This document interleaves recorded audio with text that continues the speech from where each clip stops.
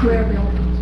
Top of that, their music, the whole thing is absolutely the latest. You can go in there for tests. Everything. I mean, you can see it's hearing. You're not hearing because you're recording. It's on Gang Street. No, it's right on that, the one that goes north. Never remember.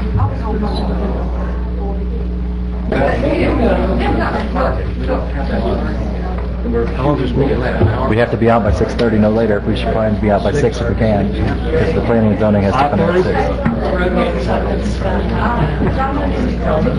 Yeah, well, that's fine. Drafted into the.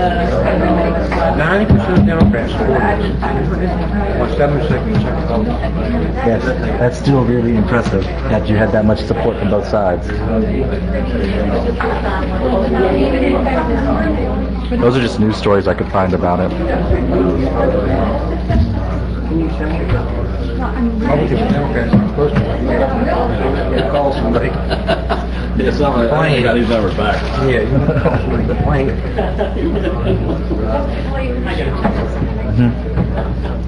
We're waiting on that one. Yep.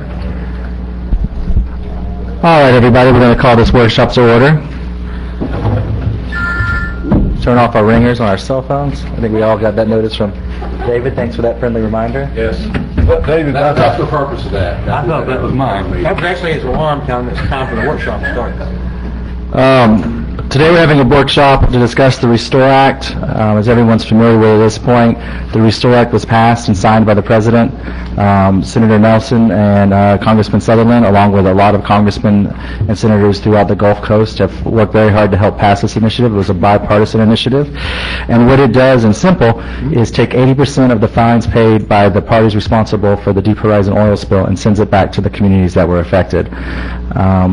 And from that point on, we're going to let our workshop people sort of go into and give us more details. It is my pleasure to recognize Bill Williams, who is the president of the Florida Association of Counties and has been lead on this issue, going back and forth from his county, which is another small county in our area, Gulf County, and D.C., and helping to legislate, helping to lobby and bring this back forward. And we're really excited to have you here today to update us. Thank you, Mr. Chairman, Commissioners. I'll try to be as direct and brief as I can, but with the microphone and a camera, I mean, who knows? You know, I'm out of my district. But the big issue is I first want to say thank you. The banding together that all of us did, and I think Wakulla has the most unique history in the banding, because when all of this happened, you guys were sort of on the peripheral out there. Some of your staff, and Alan, you've done a great job of going in and hitting all this, but we really... The reason this Restore Act, in my mind, came together is because Florida was able to come up, almost by default versus design, a brotherhood with our communities that really was an inspiration to watch. We've done fly-ins, we've testified in front of Congress, our commissioners have fought just valiantly from Escambia all the way over, but we've got a lot of work to do, and I just want to talk basically into three frameworks. The first one is to make some suggestions or answer any questions on kind of where we go now with the Restore Act at the county level, and then how do we push it back up. And I'm going to digress a little bit and talk about OPA. We have a lot of work to do, and I'm not sure how your county has set up with your EDCs or TDCs and things of that nature in a framework to sort of look at it, but I'll tell you what our county's doing, and then I'll start there and answer any questions, and then I'll move forward. I also have with me Doug Darling, that most of you know during the event was the Chief of Staff for Mike Soul with the Department of Environmental Protection during the event, and then went over with the Governor as the Deputy Chief of Staff. And he's now in the private sector, and the Association of Counties has brought Doug in to assist us with a lot of the operational and analysis that are going to be needed for each of the counties. But basically what we did at my county was we had... Once the Restore Act was passed, we needed to do an educational component, as you're doing here today, and I'm sure you've done on many other occasions. But we also brought in our leadership team and our NGO folks from the different parts of the county. So we had the Tourist Development Council, we had EDC, we've got the Chamber of Commerce, we have the school, we have the college, and all of those folks, we were creating basically a silo that everyone can sort of work through and look at this project.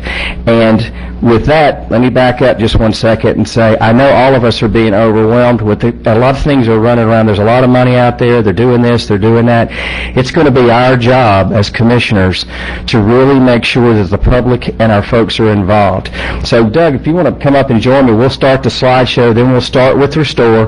We'll go to what my county did, and then we'll also talk about some claims. I went over to the new BP Claim Center in New Orleans with Senator Evers and Representative Broxson last week, and I've got some information I think will be helpful to your constituents and to you as commissioners as well.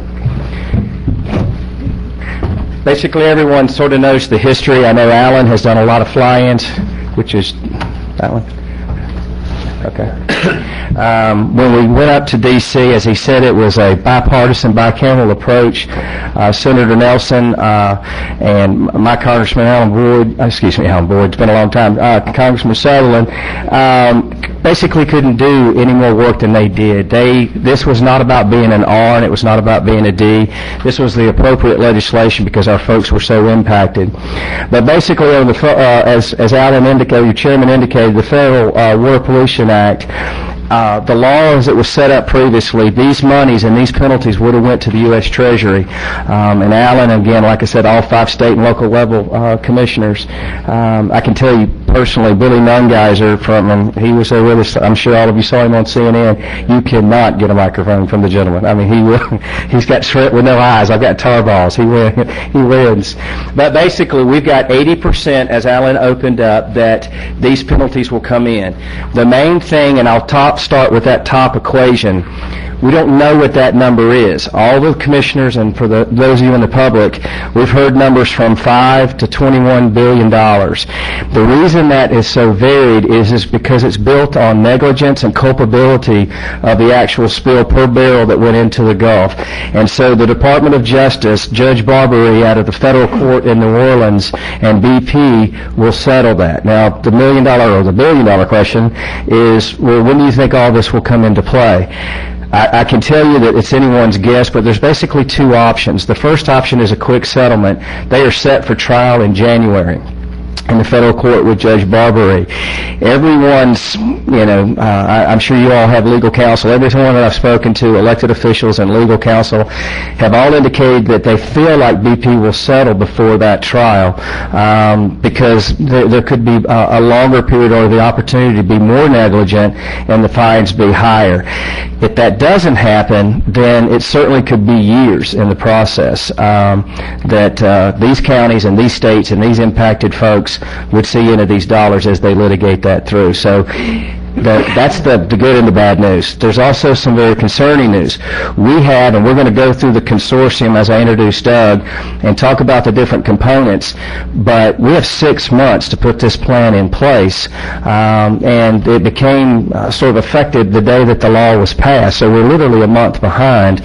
So we're running very behind, and part of our goal today is just to take everybody through the pots of money, explain what the strategy is going to be, how each county is going to work with its other county in its region to come up with regional solutions. So that's basically some of that information. These are the definitions that a lot of the public will hear tonight. Doug, you want to come up and just join with me? Come on. Basically, in the law, there are a couple of points, and in this, I'll leave this copy with Gulf County did, but there's some actual, do you have what John Wayne put together on the actual statute, the excerpts from the statute? No. We actually have the excerpts that we'll make available for you and to the public that specifically deal with the state of Florida. One of the things that Alan and I and other commissioners throughout the state are extremely pleased with, and again, this is not a partisan comment, no matter where you were on stimulus, for it or against it, I think all of us would agree that when it went through the governor's office and how it was dispersed out to the counties was a very bizarre and upsetting system. It didn't work like we thought it was going to work. This is a little bit different. Florida is the only state that has direct dollars flowing directly to the counties, and we'll talk about those pots in a moment. And these coastal political subdivisions are defined in statute that will take what they call disproportioned and non-disproportioned counties that you'll see down at the other.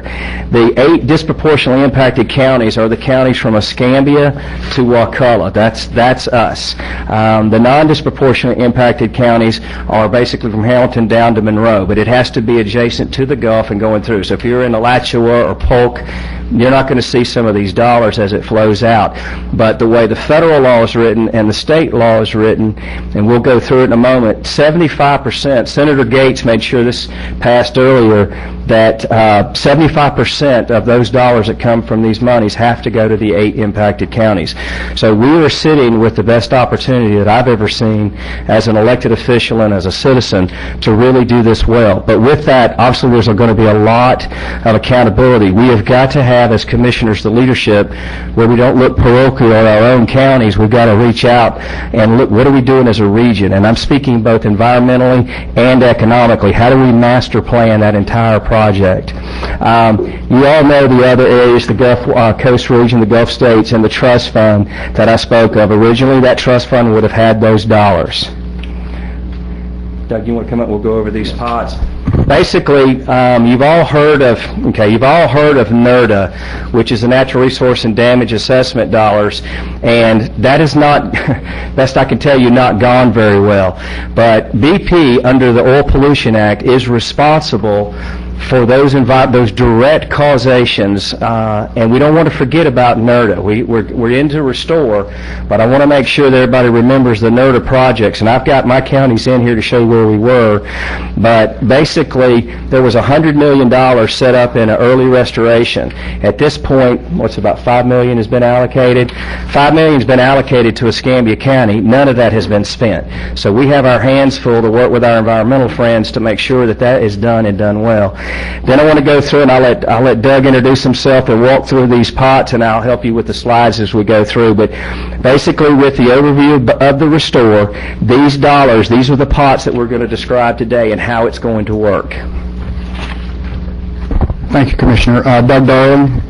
I'm currently under a contract with FAC to help them and to help all the counties affected by the Restore Act figure out the best way that Florida can make use of these funds. As the Commissioner said, the first pot that is the most important to Florida, and I know this bears repeating, Florida is the only state where the pot number 1, the 35%, does not go through the state level. This is important because that means that counties, particularly the 8, but also the other 15, are responsible for their own future. It doesn't get approved by anyone other than the county. The projects that are paid for out of pot number 1 are part of a comprehensive plan that we'll cover a little bit later, but it gives tremendous autonomy to counties to use the funds that have been allocated. The second pot, well actually pot 2 and 3, are what we call competitive pots. Can I ask a question? Yes, sir. This charts, they have this one. Okay. Under the subset of the counties, which is 35% disproportionate and non-disproportionate, which one did you say we are? We're the actual disproportionate county. In other words, we were the 8 impacted, we were the 8 impacted disproportionate counties. So by law, the 75% of these penalty monies that do flow back into Florida under these different pots and components, the 8 counties stand to benefit. 25% is what he indicated with the other counties, the 15 down that include all the way from here down to Monroe, that they get 25% into that 35%. We're taking 75% in the disproportionate or the 8 impacted counties. Before we move on from that, I'm assuming Wakulla County is not going to get the same amount of money that Escambia County or Gulf County. I'm going to come back to that, Commissioner, but one of the things we're working on is a formula that this has been in process, and Alan, you've been a big part of it. We've been in process of not trying to fight with another county. There was a period of time, certainly, and I know Wakulla felt it, but they wanted Gulf and Franklin and Wakulla out of that process, and and Escambia County stepped up and said no, they were impacted too, because we had that more economic, and we did have product, but we were more economically like you impacted. But to answer your question, there's a formula that we're all working on to try to get it where it's as fair, and we'll go through that in a few minutes, but we'll go through that and try to explain it so everybody has a fair shot at the apple. I guess that asterisk where it says no formula means you're working on it. Correct. I got you. All right, so that covers pot number one, what we call the county money in Florida. The next two both get 30% of that 80%, and we collectively call those the competitive pots. That means that as we develop our state comprehensive plan for the restoration and the economic development of the state of Florida, we will compete against the other 4 states. So, for example, in Wakulla County, if you have a project that is really not appropriate just for Wakulla, in other words, I'm going to make something up. Let's say you want to do something with fishing. So it's kind of hard to develop a project that uses arbitrary lines that go into the Gulf of Mexico for Wakulla. It would be better for Wakulla County to join with its sister counties and develop a strategic plan to enhance fishing or oyster beds or whatever, and submit that project to be competitive for those other 2, and use the money that is allocated specifically to Wakulla for something that would be specifically benefiting Wakulla. You've got all the information about those other 2 and what they can be used for. But the fourth pot, the 5%, is for the research of how to sustain the Gulf on an ongoing basis. And again, all states will be competitive for that pot of money. And then all the trust fund money that is, all the interest that is earned on the trust fund money goes back into the trust fund to fund not only these, but also the fine money. You got the... Question, is that research like earmarked for universities, or could it be elsewhere? Let's not take questions from the audience just yet. All right, thanks. We'll get back to you. Go ahead. We'll take that question. I think we'll answer it later on. Go ahead, Bill. I just want to take this as an example. Like I mentioned earlier on the top line, kind of a abstract phrase, you're trying to find X, but the X is the unknown that's going to happen in the federal court with, I mentioned earlier, with justice and PP. But if you took a $10 billion settlement in that example, you take the $560 million that 35% would create. You see how that rolls through and the percentages comes down. So with the counties, you're talking about, of us, the disproportionately affected counties, you're talking about $560 million that would be set aside at the 75% and the 420 that you see there. So we're talking about a significant amount of money that Treasury is going to look at and say, all right, now let me talk about some rules there just real quickly. Nobody actually knows what the rules are. The Treasury will oversee everything that we do. So when your constituents get very upset and concerned and saying, I'll use me as an example because I'm sure everybody loves y'all here. In Gulf County, I've had people that would be for me and against me would say I'm good in money spending well and I'm not spending money well. There will be rules by the federal government that oversee this. There will be a chair that will be decided on by the governors and by the president with their recommendation that is either Commerce or it's the Department of the Interior, but we will know all of those rules as they flow. It will be a very transparent process, and your constituents will be able to look at those dollars and projects and monies, etc., very, very clear as that comes in. Before you leave that, I know we're talking numbers here that don't mean anything to Wakulla County, so let me just rewind for just a second. In one of the original versions of the Restore Act, there was a formula for the 8 counties. It got dropped out of the legislation as it was in conference. But, and this is a big but, if we were to use that same formula and the fine was $5 billion, Wakulla County would get approximately $14 million. So if it's $10 billion, you double that, and if it's 15, and so on and so forth. So that'll give you some idea of the perspective of the numbers that we're going to be talking about when it comes time to determine the allocation for the 8 disproportionately affected counties. How that how was that determination in the legislature that got thrown out? Was it by population? Was it by amount of coasts affected by oil? Because if it's... There were several areas that the counties worked with, and there obviously were some partisan politics in the formula that was sent up and fought over in D.C. What we had worked with was initially with Senator Nelson in his plan, and for example, some of the dollars that were more, the 5%, there was more money in ocean conservancy areas and land acquisitions and things of that nature. Where the Republican side came in and was talking about more direct jobs, things being sunset, giving the money to it. But at the end of the day, what actually passed was that formula. The 75% that we're working on is kind of without the net. They left the 25% in for the other counties, but for us, the 8, it's open. So right now, if we don't come up with a formula, and there's still some R's and D's on different sides of the fence, obviously, but what's more importantly, as commissioners, this is about us. This is a pot that we control. Now they've given it to us.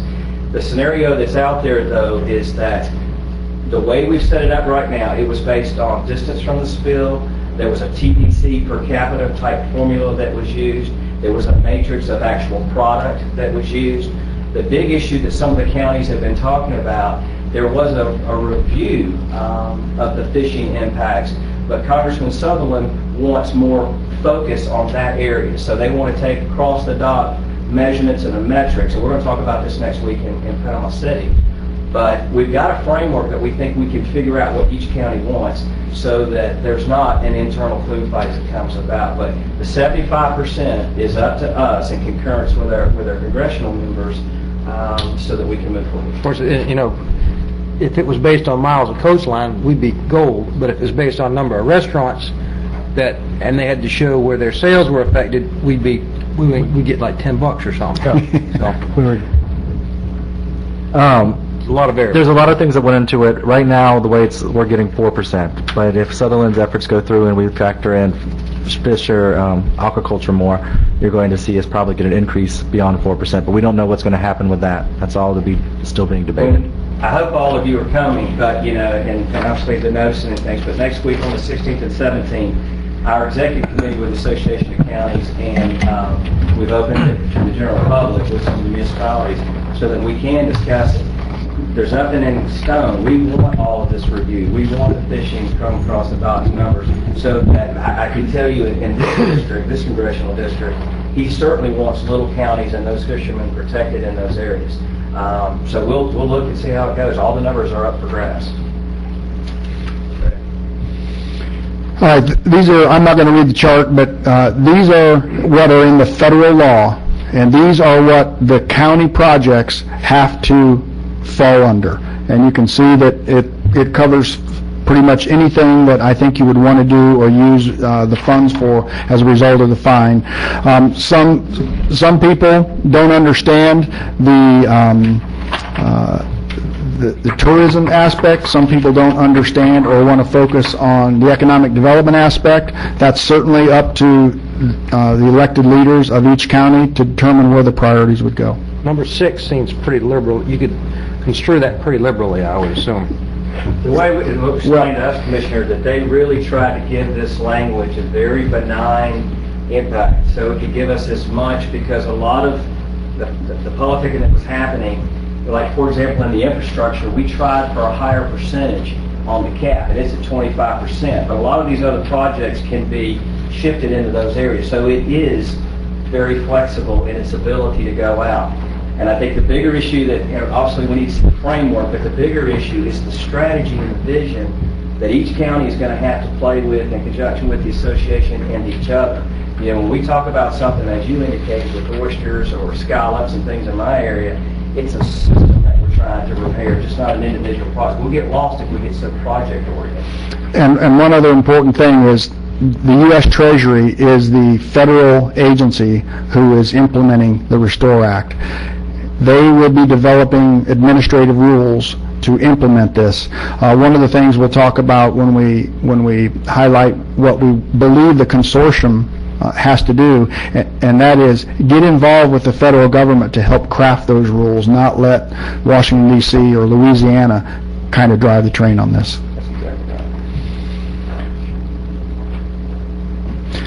This is a disclaimer. It goes without saying that anything that you have already litigated or in the process of litigating or filed a claim for the fine money cannot be used for. Can you back up on that other page, or do we have that other page in the rest of this? We don't have a copy of this PowerPoint. There's a very similar one that we'll get to. Okay. When we go to the pots, I can flip through it, that'll show you that breakdown. So we'll go through that in that graphic so we can see that. Basically, going back, this is what you had asked earlier, Commissioner, in regard to sort of that formula. How did we come up with it at this point? Now, this is not in federal law. This is what the counties have been working off and have agreed, working with the lawyers and the county managers and the representatives of each commission that have been involved in these meetings. So we looked at shoreline, per capita sales tax, we talked about the census and distance from the spill, and we weighted things with different averages. And so when we looked at standard deviation and tried to come up with that sort of mean distance, we tried to pull it in. The one area that, again, Congressman Sutherland has been on is these fishing impacts. So we're going to look at this formula next week and see how we can address that. John Wayne, was our legislative director, is now working in the private sector, but he's going to be helping with the counties go through that as well. What's per capita sales tax? How much sales tax we generate? Yeah, what they tried to do was exactly your question. If you had $1 worth of sales in Wakulla and they had $100 worth of sales in Escambia, we wanted almost a per capita weighted value so it would be a more proportion equal term. So you might get $3 million and they get $8 million, but it's not a dollar for dollar count where we would get slaughtered. We don't have the size that a Betty or an Escambia has, so we tried to weight it with that type of a formula. Maybe y'all could put 10% equal to each 8 counties with a minimum of X, because if we follow that, I think I don't know how much, if we had any oil on our shorelines. We started with 4% under that formula. Okay. We is the started $14 with that, million you're Commissioner, talking with a about. 10% flat line. No matter, we just basically said, okay, if you were one of the disproportionate counties, there was a 10% flat line. And we're still going to have to go back. The good news is we're here because we're going to tweak this formula. And we're from little counties, so we're going to make sure that we're fighting for the little counties in the process. The Association of Counties, with my role there, it's fighting for everybody, but the great thing is it's very collegial right now. I mean, we're not fighting Escambia, we're not fighting Bay. We're trying to answer questions like you guys are. Nope. This is the formula based under what we've done today. And this is not ironclad, but when Alan was talking about the 4%, this shows you the kind of dollars if a $10 billion settlement, only in the 35% pot that we're talking about. So you can see with that code you're talking about, like Doug said earlier, about 16.8. If it settles at 10, but if it's 5, of course, it's half. That's right. That's right. Any questions there?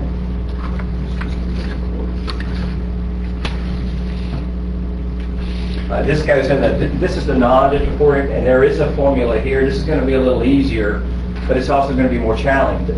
We do have some small counties as we get down there, but there's a lot of large counties, and the Association of Counties is trying very diligently to bring them up to speed, to educate the commissioners. Susan Latvala from Pinellas County served as my co-chair when we were going through the state process and chairing this.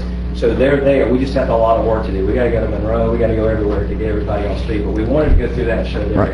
And the important thing about this slide is that this is the federal law, so there's no negotiation. Unlike the 8 counties, we're still in the negotiation about who gets what. This is cut and dried. Again, we're waiting on federal rules to determine the populations, the exact population used from the consensus, the sales tax, and then some of the other things. So we'll be working with the federal government to try and craft that. Am I wrong, or does that mean the further away they are from the oil spill, the more money they get? If it's the inverse proportion of the weighted average, the distance. That's actually a very astute point. But the scenario was when it was weighted when we came back in. To me, when I started looking at it, and I think Alan, you were on the phone calls, that was the only way we could sort of figure as we were trying to move down and get further and then closer to. This was a challenge, and this is a lot of work. And we are very open to making this right. We could apply that to our county. That's true. Some of the things that can happen. Right. This is, again, the uses that meet the criteria, slide 6. There is a requirement in the federal law for meetings just such as this. I think that's why Commissioner Williams said they've had several public meetings where they've developed a strategic plan on how to use, restore, find money. My recommendation would be that this commission do something similar to that, where you take input from stakeholders, from your TDCs, from your environmental groups, from citizens, and take that input, because one of the things that the federal government is going to look at before money is dispersed is have you taken into account all your stakeholders' input when you submit for projects. Would the simple fact that it's included in our comp plan meet that criteria? Obviously, that's been vetted. Commissioner, I'm not sure this oil spill was envisioned in your comp plan, was it? No. I mean, but the projects I'm talking about. Maybe I'm I misunderstanding. think you can use the comp plan. My best suggestion would be the comp plan and your capital improvement plan. I think those were great models. Just like, I was saying earlier with strategic plan or your visioning or your economic plan or whatever your chamber has. To me, that's where you can link them back up. Now, we don't know how to put them in quite yet because we haven't been given those rules. But as far as the comp plan, objectives, timeframes, all that kind of stuff, and then our LDRs, those are great models. I think what you're asking is, can we use that framework like we do all the time? I think the answer is yes, but we may have to adapt it to whatever that they're telling us has to come in. I think the key issue that Doug is relating to is that just like when we do a grant, the feds are going to, they want to know, did you have the public hearings? Did you go through this? Did you go through this? And so that will be a part we know when the federal government comes down. And I didn't mean to be a smart aleck, but No offense taken. if a project is in your comp plan and there's a nexus between that project and the oil spill, I would think the federal government would give that great credence, because it had already been planned in this county. It was impacted by the oil spill. You pull it up out of your comp plan and submit it as a project for this. Just for example, our long-term infrastructure element might say improve such and such coastal park or boat ramps, whatever. That's where I was getting. Beach Restoration is going to be at the top of everybody's list. That's what I was getting. We've got currently we're going to be flooding our comp plan with some of these projects that we've currently got in anticipation of this. So we've already applied for some of them through NERDA. So we'll be flooding those into the comp plan for this year. And realize this is a multi-year, so next year we'll flood more into the comp plan to be able to take care of that. That's why I started with the NERDA conversation. He's exactly right. We want to make sure when we get through this 35% pot that we know we have control over, we do want to have the strategic linkage to all the other pots that are moving. If it's an environmental, like in my area, a beach restoration, absolutely that plays right in. And I would rather NERDA pay for that than I would rather it come out of my 35% pot. So when we get this consortium built, we start using the intellectual capital and the guidance that's going to help us do it. We're all trying to look at it together. So I don't have 97 different accountants and engineers and folks. You don't have 90. We kind of agree. Not that, now again, I want to make sure everybody understands this to serve the public. FACT, or the Association of Counties, has no teeth in the dog. All we are is an air traffic controller. You make the decision for your county. What we're trying to do is bring all of them together, and make it work as a system. That's all. Let me ask one question then. So basically, the more items that we can put into our system before this spreads out, the better off we are getting those items approved. Absolutely. I think you should vet them. In my county, like I said, I set up, with the environmental groups, the academic centers, the scientific because I've got Sacred Heart there, for example, just built a new hospital. I want to link them with long-term research in conjunction with West Florida or FSU and have some type of a training center there at that campus. So I've got doctoral students coming in, etc. So we need to be thinking all these different pots. Okay? Any other questions on this? This is pots 2 and 3. We could take you through, but this basically gives you an example of what Doug was indicating, that there is a structure now that goes beyond us. We have a consortium that there will be county commissioners represented. Right now it's set up as the chairs. The governor will have some involvement with this. We have obviously different secretaries and agencies and things of that nature. And this is where we have to be very, very smart as well. We've seen the problems with NERDA, so we don't want that to repeat. And it's a little unclear, do we have a lot of control over this, or does it completely follow the governor? We're trying to vet that through in this process. So we jump now from where we know we have control to where we think we have control. Are there any questions on that? On the second part. This is going to be really, you remember how we submitted the NERDA project and we went through that process, which was all unclear to us. But when we submitted it, we weren't quite sure what the open linkage was and the nexus that he's talking about and the causation. We're going to have to be, I think, very smart, because what Doug is indicating, this is not competing against me in Gulf County. This is competitive in pots 2 and 3 against other states, you know, and I've certainly seen, I know Alan has seen, some of these states were a lot smaller than us, but they were way ahead of us. You know, Alabama did a crackerjack job, knowing where they were early with their so we're going to need a lot of strategy in these pots 2 and 3. You can see that same scenario if it comes up on the projects, what it can be used for. This is another example in the council section of the allocation. If the fine is $10 billion, the 30%, the $8 billion, where that will come back to us by the spring in the federal legislation right now. When you say come back to us? That part, we don't, that money in the first pot is supposedly, I've never seen it, so it's going to be interesting, where the feds cut the check and it goes directly to your county. This one is going to flow through this consortium, and my understanding to the state, even though we think that there's a lot of control, that we will be sitting at the table on project selection. Is that correct? Yes. Let me just ask a question. Is it going to be similar to the CRTPA, where we have 1 vote, they have 50 votes, so, you know, we can wave our hands up and down all day long, and they're going to get the money? As commissioners, we certainly learned how to look at votes, but the scenario that's out there is that right now, by the law, all 24 counties should have a person at that seat. Now, that doesn't mean that the governor couldn't appoint 26 people on the other side. I think the key issue is we do want to partner, you know, with the governor. We need those state agencies to help them play. We don't want this to be a food fight. But where we are right now, we've got our legal team and each county's legal teams are looking at the interpretation of the federal law to see, do we have, because it's kind of questionable on that second pot, even though he's got people on that and putting it through. But we hope it's not who gets more stacked. But right now, it does say have representation from the counties. Let me ask you, of course, this is... Talking to your mic.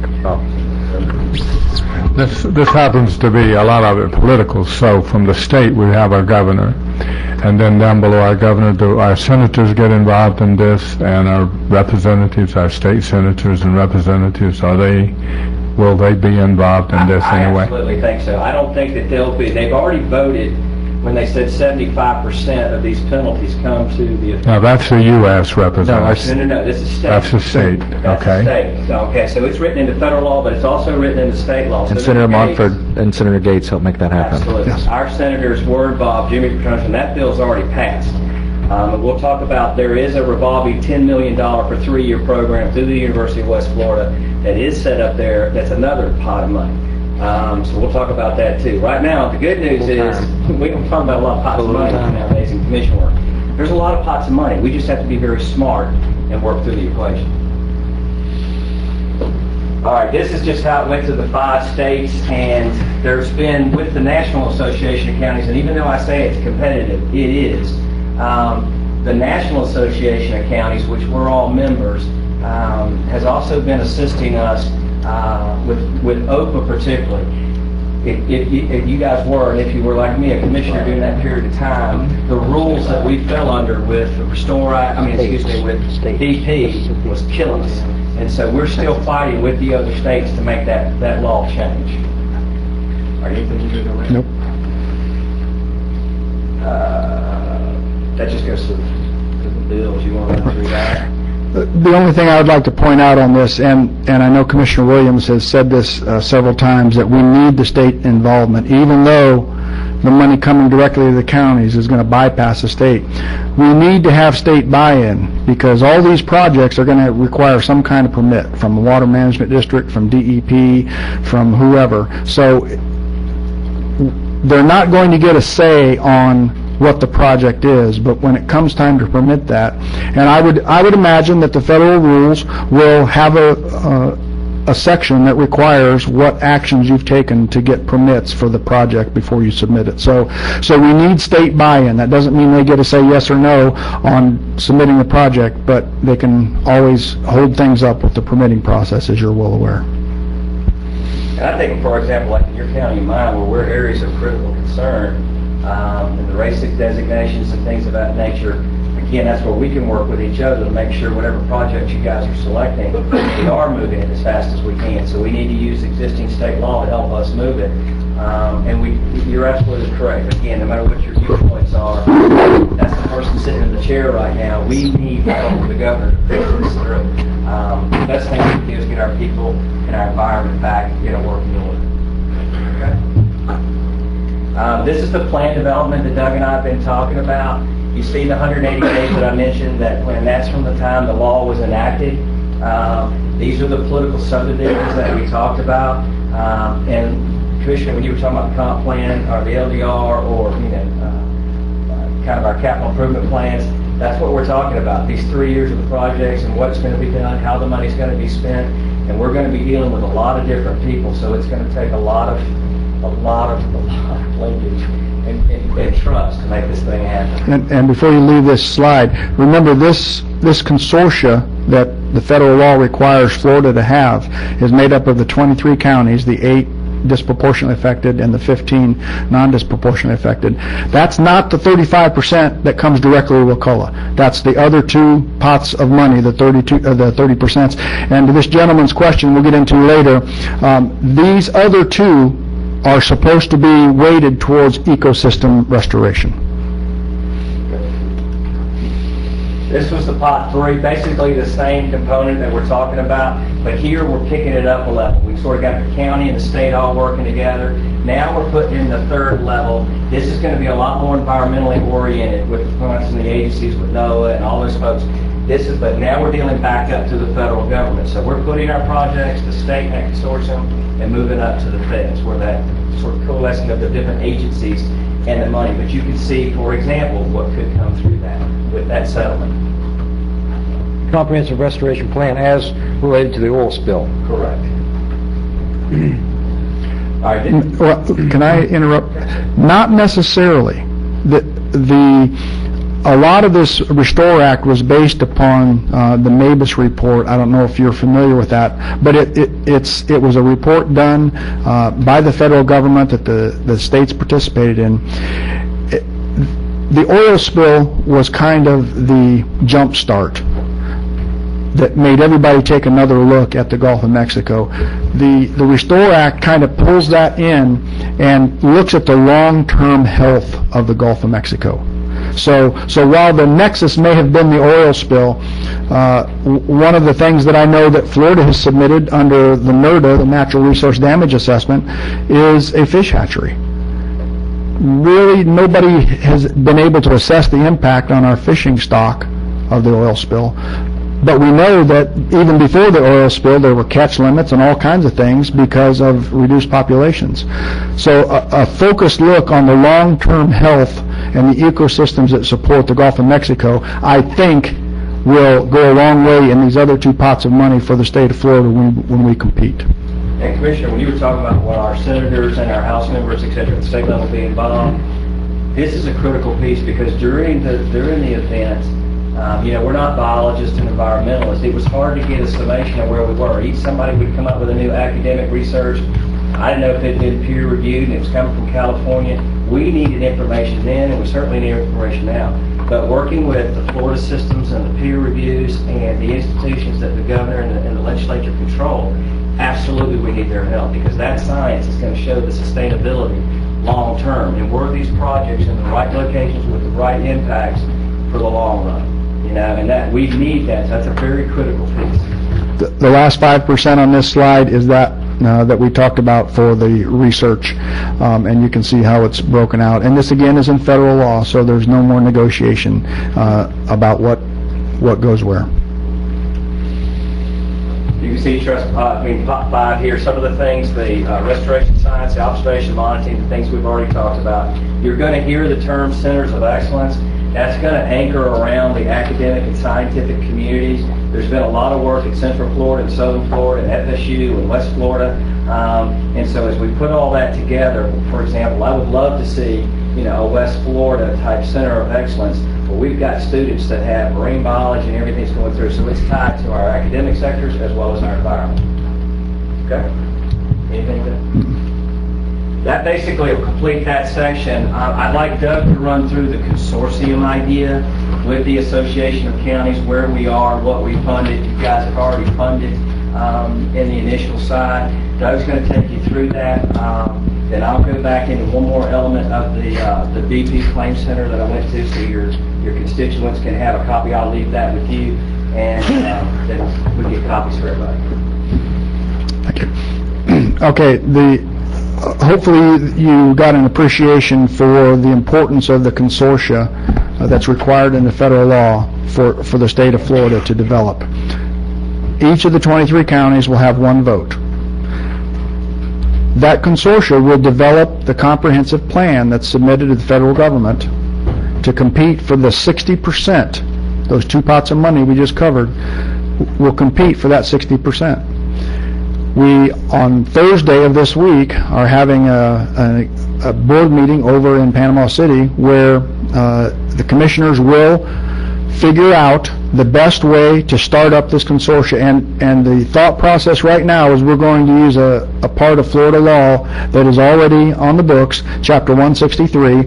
It allows local governments to form a not-for-profit consortia to band together with common interests and prepare this comprehensive plan that's required 180 days from July 1st. And just real quick on that note, the law firm that they're working with to help organize these things is NGN, which is the same law firm we use. So yes, thank you. The consortia will eventually get to submit the comprehensive plan, but to start off, we're starting from ground zero to figure out how we want to operate, how the consortia wants to operate. And as Commissioner Williams said, FAC then, the Florida Association of Counties, will kind of back out of the Restore Act air traffic controller, because the federal law requires this Florida consortia to be that air traffic controller on a going forward basis. Do you guys interface with other groups? For example, there's I don't know what it is called, for Highway 98, goes all the way from Pensacola, Wakulla County. I know what you're talking about, I can't think of that. It's a consortium, I guess, of counties that Highway 98 runs through, which are all 98 corridor or regional planning. like that. I don't know if you interface with them, or they probably already have a lot of the same counties on it. Or I think the plan is for the new consortia to do that exactly. Work with regional planning councils, work with the TDCs, work with the EDCs, work with obviously every Board of County Commissioners. But it's going to be a fairly large undertaking in a very short order of time to coalesce and to have public meetings, just like you're having here, to get other input from stakeholders. So it's a big bite of the elephant we're going to have to take. Maybe I missed it. Who would make up that membership of that consortium?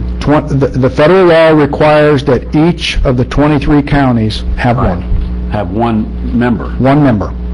And is the state, and they'll have a dog in that fight too, or? That's the question. That's... They're going to have appointments. Okay. I don't know how that second pot's going to be. That's why we're making sure that a lot of this formula can be arranged and agreed to, because if not, Doug and I have talked about it, and others, our counties could fracture and go different ways. We don't want that to happen over the money, because we need it to be by design, as we were saying. But that's going to be the question that all commissioners are going to ask as it goes through. But we've done so much work together. We wouldn't have been here without being with each other. I just hate to see it scrap. But those are the questions we have to. How's it going to be framed? Who is going to be voting? How can it be weighted? Are you going to get outvoted from South Florida? All those types. And you got 180 days to do all that before, from July 1? After July 1. 30 days Since July 1. Since July 1. So we're already, Which is why 50 days, right? Which is why I pushed for the meeting as fast as possible. okay. It's crazy, guys, I'm telling you, I'm working without a net. Now, the plan that's submitted 180 days from the signing of the federal law is a preliminary plan. It's not the final end-all plan, but it does have to have some basic structure to the consortia, and the plan does have to have a couple of strategic visions of where the state would like to go to compete for those other two. So, Where do you think this consortium will, the headquarters, is it going to be in Panama City? Is that the central point for everybody, or y'all going to Commissioner, I'm not ready, or I don't think I'm empowered to answer that question. I would just say that on Thursday, your chairman is going to be there and is going to be a key player in it. If you want it in Panama, if the consortia wants to be in Panama City, fine. If they want to be in Pensacola, fine. If they want to be in Tallahassee, I would not recommend going any further south than Tallahassee. But Crawfordville might work, yes. Do we as a board form a committee, or is that? Commissioner, my suggestion is, and this is again, I don't want to... That's okay. Your sandbox. I'm asking But you. the issue is that absolutely what I've done in our county is exactly that, working with our local folks, like I said earlier, because this is a lot of lifting from a lot of people. And at the end of the day, it's going to make obviously the political scrapping easier, but it will also, as Doug indicated earlier, demonstrate to the federal government, to the state, that we have vetted this. We've gone through public hearings. We've walked through this together. We've looked at all of our capital improvement plans. We've looked at projects. We've talked to the environmental groups. So my suggestion is yes, however you see to structure that, and then tie it back, like I'm going to your visioning in your long. How did you do yours? Exactly. Well, that's what we had a conference call Friday on that with the county managers, and one of the things we're going to look at is the 8 counties is try to set up the same type system or committee in each county. You realize every county's got a little bit different. One's got a port, the other one doesn't, but still. And we'll be bringing that forward to you guys, because we're taking Gulf County's model that was sent to us, and I'll be emailing that model to you. That was the question. For a committee. I'll leave this book for you, Commissioner, and y'all can make copies and go back through. But you can see the elements that we led. This was our first meeting, and all the different things that we went through, and it could be a template that y'all could use, and then I'll help you. I've got their template, and that's what we're going to be presenting to you guys as a possibility. Electronic form? Yeah. On the, Get her to make copies. I got it's very simple, so. I'll trust my administrator on that. On the projects, I hate to use the word shovel-ready, but the more we have shovel-ready projects, the better off we are. I'm just coming back to that. So we need to get hopping on projects that will qualify under this. And the more we have those ready to go, the better off we are. Yes, sir. So that's sort of like really important. That would be one of the simple call no-brainer. That's a no-brainer. We've got to start. We've got to start implementing it. That's the reason we started that process through NERDA, and we'll be coming back to you guys with the possibilities of. But we got to weigh it, and because there's a lot of water that's got to go underneath the bridge first. So therefore, we got to be careful how we step, but yet we got to be aggressive, but yet cautious, both at the same time. And Commissioner, the strength is going to be working together. When I using things that I've done, coming back over here, having your commissioners go there, this meeting next week will help a great deal. And it's open to any of you. I know your chairman's going, but if you want to go, and the public, because it's been noticed, the public can go, or 2 commissioners from one county can go. But it's important we do this together. Yeah. I want to, if I can, Mr. Chairman, do you have anything on that side? I'm done. We'll give you one more quick thing before we turn it to your public. I'll leave this too, so you can make copies of it.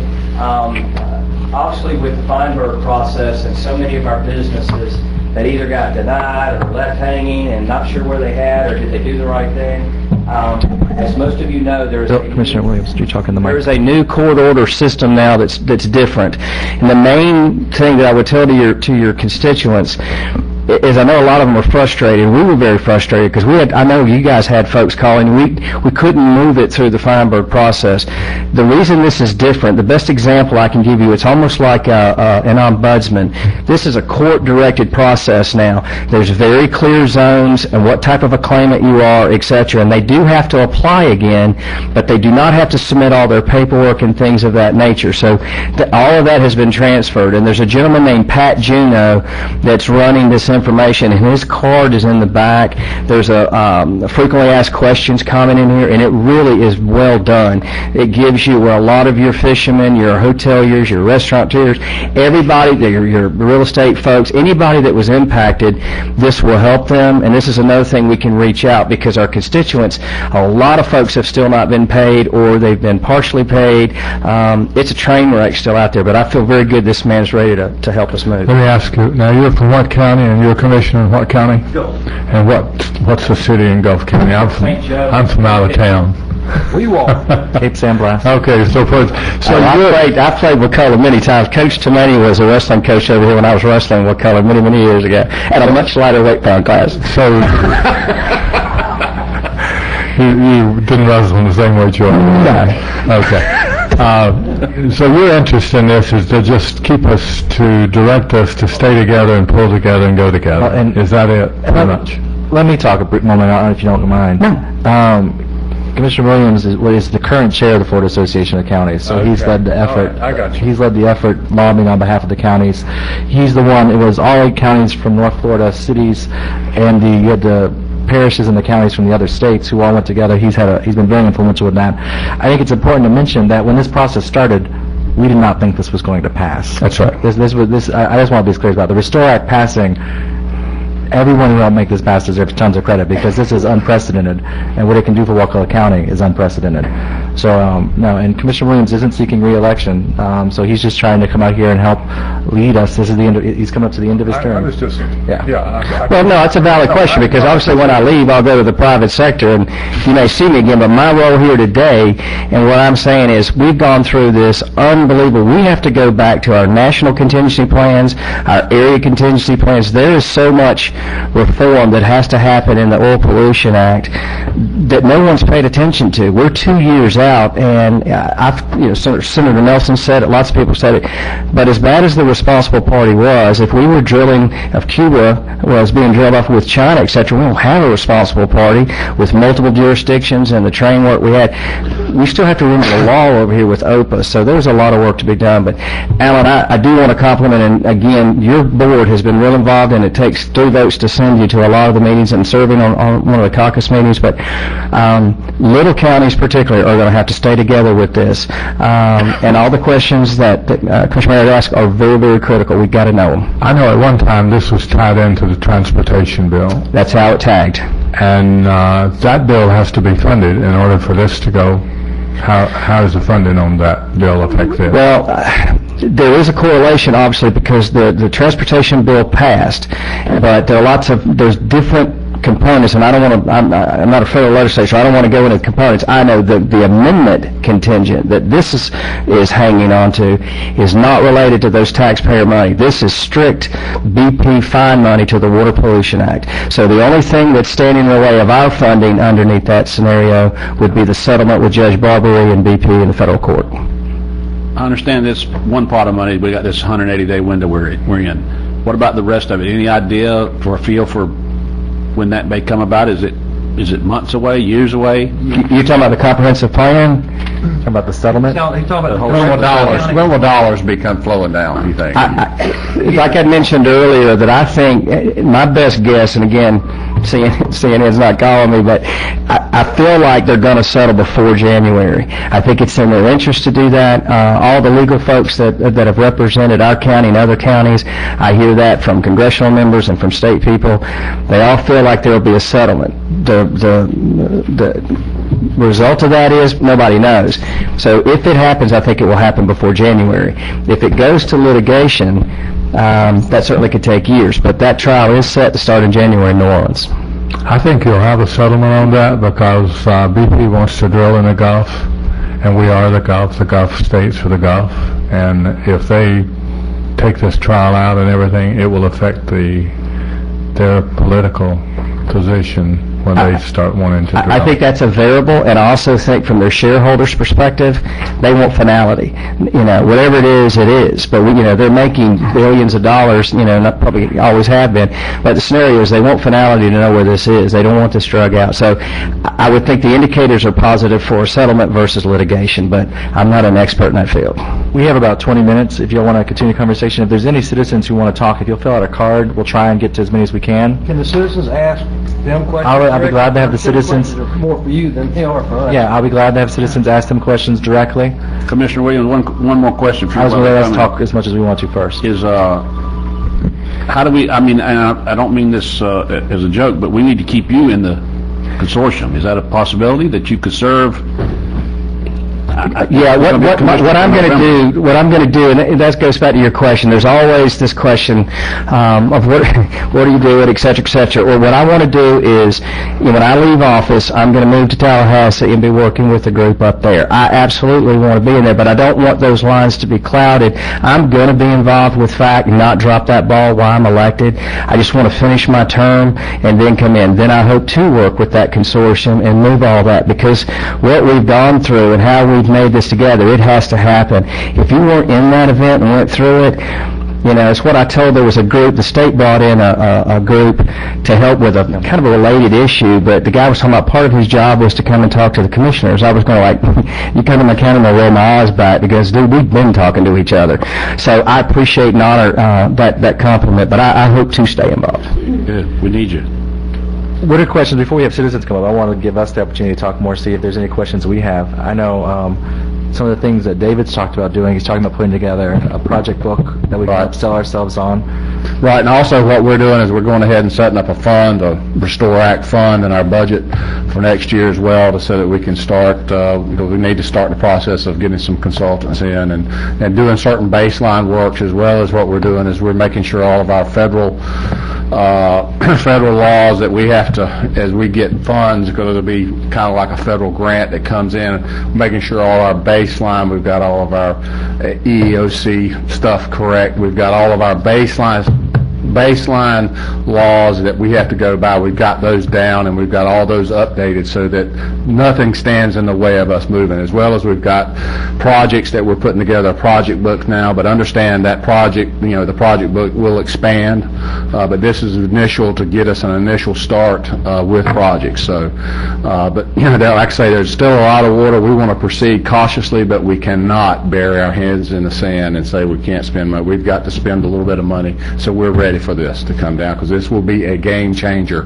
for not only Wakulla County but for all of West Florida. It will be a big game changer. You're kind of doing an internal audit to make sure we're fully in compliance with all federal. That's right, exactly. We're making sure, and I would encourage anybody, that's what we've got to do, and we want to make sure our baseline, and we've got all those, we've audited everything, and we're up to date, because the last thing we want to do is have something get in the way of us getting the project funded. We can't have it. The $5 billion baseline, is that based on here's the minimum fine it's going to be? So the minimum...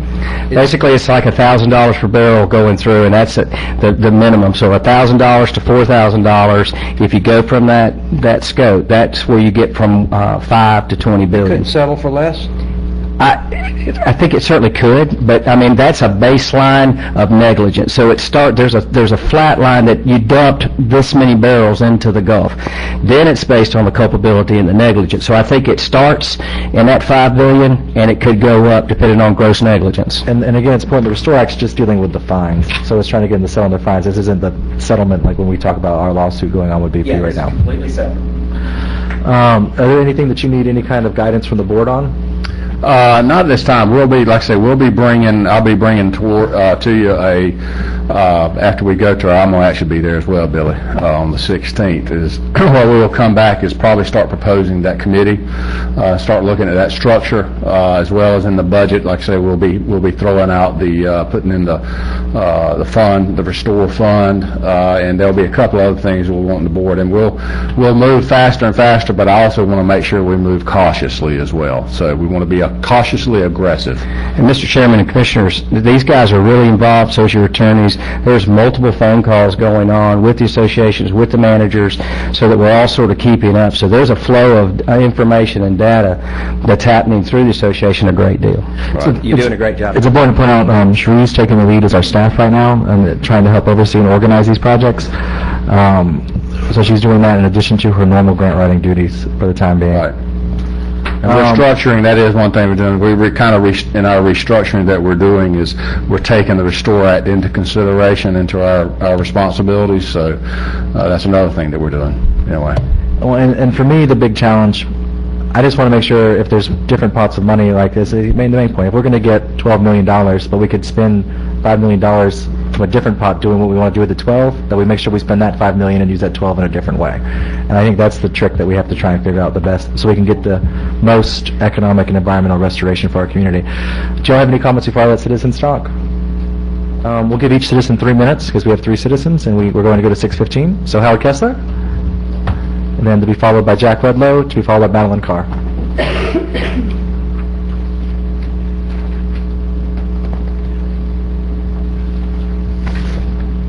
Howard Kessler. Just when you're thinking of different projects, and I don't know if this is, excuse me, out of the box enough, but think about possibly funding full or even in part a physician for our health clinic. Thank you. Okay. Jack Redlow?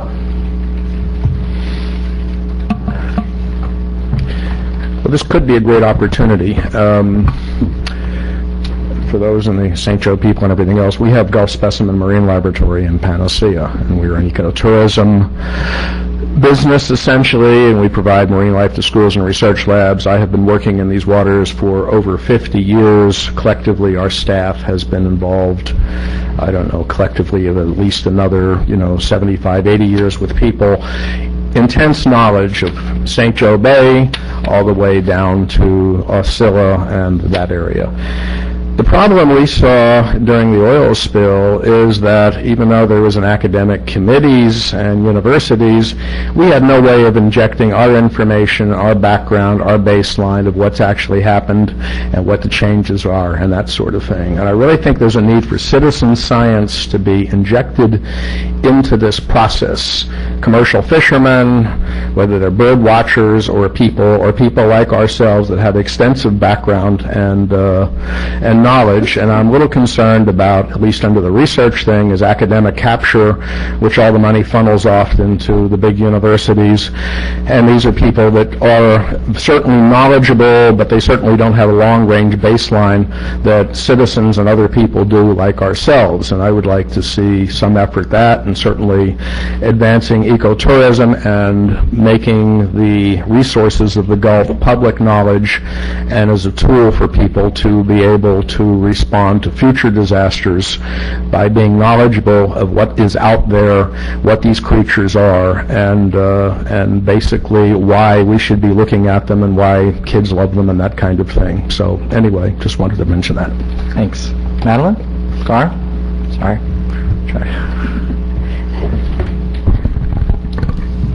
Madeline Carr.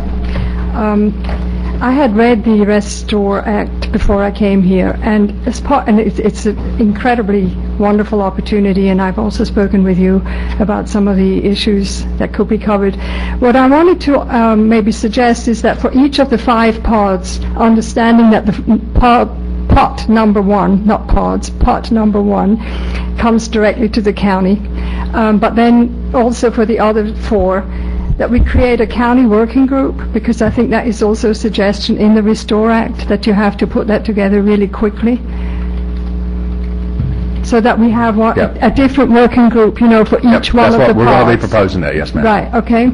That's all I have to say. I think, tourism development, go on. Awesome. I see Paul Johnson here. I want to just acknowledge Paul worked really hard to lobby for this in D.C. also. And she's not here, but Jenny Brock also went up with the Federal Wildlife Federation and did some lobbying. Both of those people from Wakulla helped make this pass. So the things that we could spend that I've heard people talk about as we've been talking about this, though, the TCC Eco Center has possibility of maybe having some funding as it looks to expand in Wakulla County, our wastewater system. our beaches, beach restoration, tourist development, park development. There's a lot of different things. I just want to... Canal dredging, fixing up the port in Port Leon to try and restore it. It's not an active port right now, but trying to get it active again would be awesome. Also, we want to work with aquaculture and the oysters and the oyster relay program that Ronald Fred has worked at so hard, is trying to get funds in there for that, as well as some of the fisheries. And I want to thank everybody. We have our tourists, both of our cities represented here, our fishermen's associations, environmentalists. It's a great diversity, our Chamber of Commerce, a great diversity of people here. So, and I want to thank both of our speakers today for coming out. Thank y'all. I don't know if you have any closing comments. No, I appreciate, Alan, the work that you've done for the association and to commissioners. Again, it takes a lot of work to do what we do, and this is a situation where, and you said it perfectly, Paul's done great work. It really doesn't matter what side of the aisle you're on this issue. This is about master planning the Panhandle that we'll never have again. I don't know that generations behind us will ever have this, generations where tax-based dollars are not involved, that can inject our environment and our economy in such an unbelievable framework. And I'll leave it with this. I think the amazing thing about the Restore, and there was a commissioner from Mississippi, from Harrison, Mississippi, Connie Rocco, that we've been working with, made a great comment. She said it actually restored some back confidence and faith in their soul that legislators could actually get something done. This is the only piece of legislation that we've seen since I've been up there that they've been working on. That's an awesome piece of legislation. It does have the environment, the groups. We're working with the Wildlife Federation. We're working with the Audubon. So it's a good piece of legislation, and I appreciate your board and you, Mr. Chairman, for allowing us to come. Commissioner Stewart?